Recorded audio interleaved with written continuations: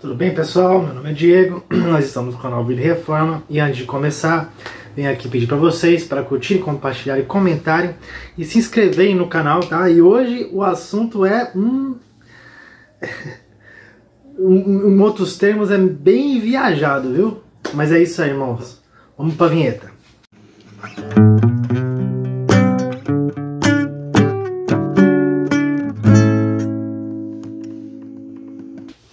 Bem, vamos lá, pessoal. Nós vamos agora passar, né, na teologia histórica a falar sobre algumas heresias que se tornaram populares no meio cristão no começo da igreja, tá? E hoje nós vamos falar sobre uma e começar a falar sobre outra.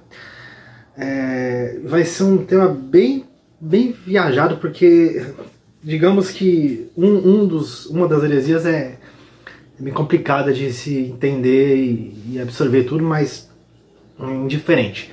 Nós vamos tentar expor de uma maneira bem simples, tá bom? A primeira é o cristianismo judaizante. Bem, o cristianismo judaizante é basicamente os judeus convertidos que queriam manter algumas práticas ritualísticas do judaísmo no cristianismo. O cristianismo judaizante em si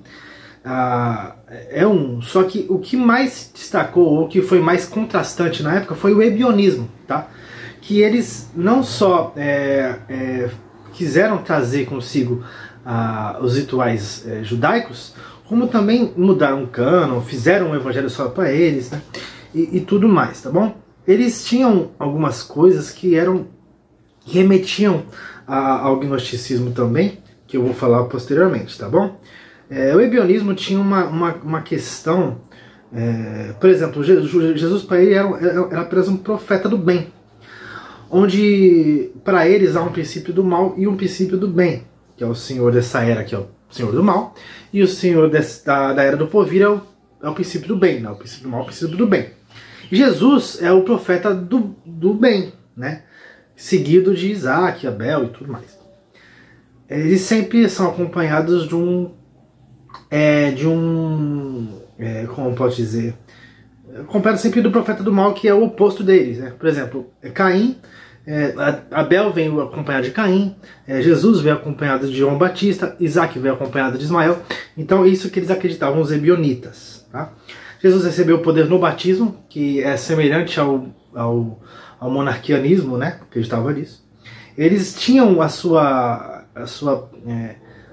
origem também nos essênios, que tinham esse caráter místico, o caráter muito focado na escatologia, e teve como um dos seus representantes um cara chamado Eucasai, que viveu na primeira metade do segundo século, que tinha muita influência gnóstica.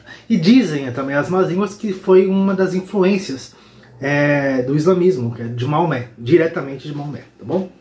Agora vai começar a viagem, que vamos falar agora sobre gnosticismo. Que, gente, gnosticismo é complicado, porque o gnosticismo não abrange só uma linha de pensamento, mas é inúmeras mesmo, eu não estou exagerando.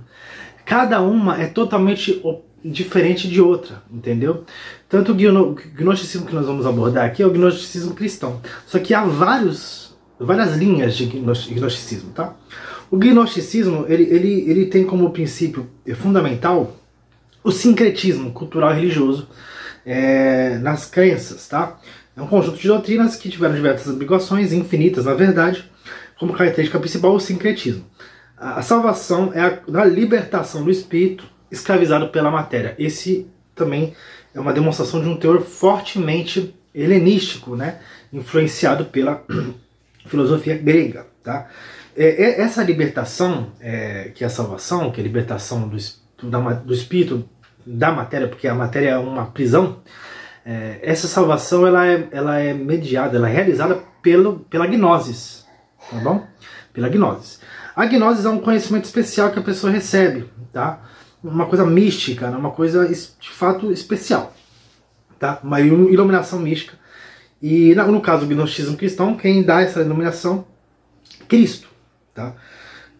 O gnosticismo cristão é dualista, no sentido de que há essa oposição da matéria com o espírito, mas ela acredita que o princípio do mal e o princípio do bem é um só, que é Deus. Deus é o mal e Deus é o bem, para o gnosticismo, tá bom? De acordo com a tradição, o fundador do gnosticismo é Simão o Mago, né? Também ele é, se não me engano, ele é citado nas Escrituras. Se não me engano, não, ele é citado nas Escrituras.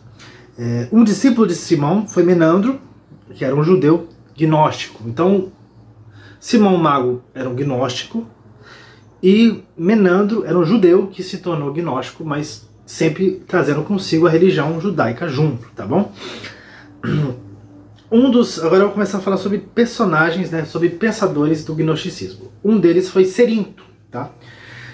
Cerinto acreditava que Jesus era filho de Maria e Cristo era o Deus, né? Era de fato Deus, que entre aspas possuiu Jesus no batismo, tá bom? É basicamente isso que define Cerinto. Cerinto também é um dos precursores, né, do gnosticismo, ou um dos primeiros gnósticos cristãos, tá?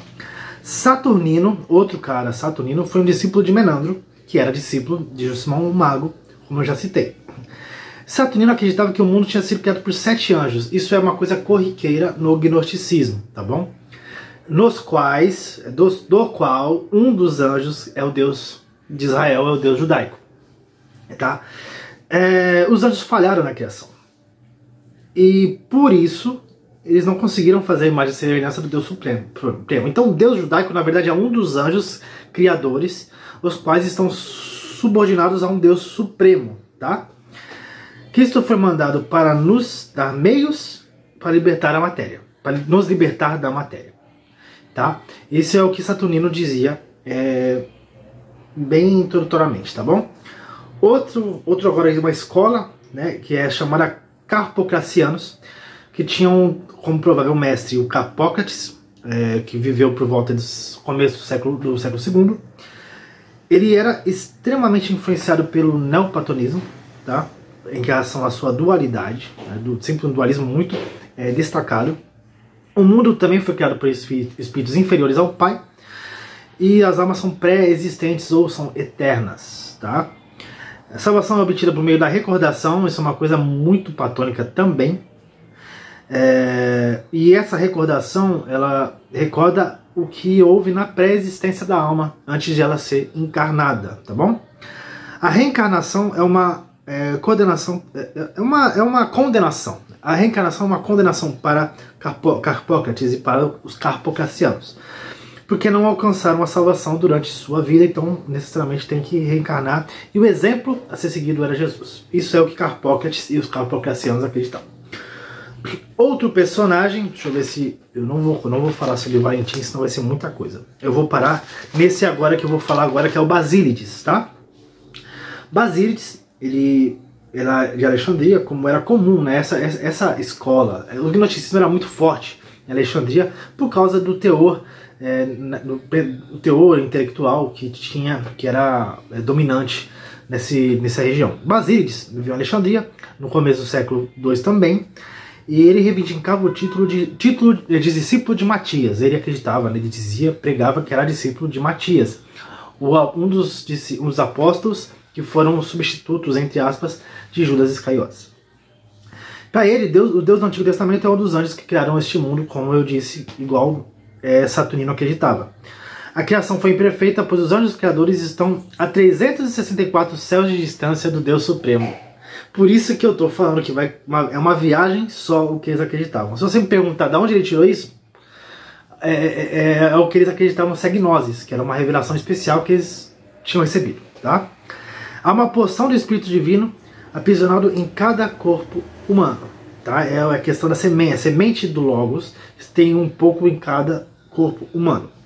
E para se libertar esse espírito, né, o Pai enviou o Filho unigênito, que não se tornou homem, apenas tinha aparência de homem.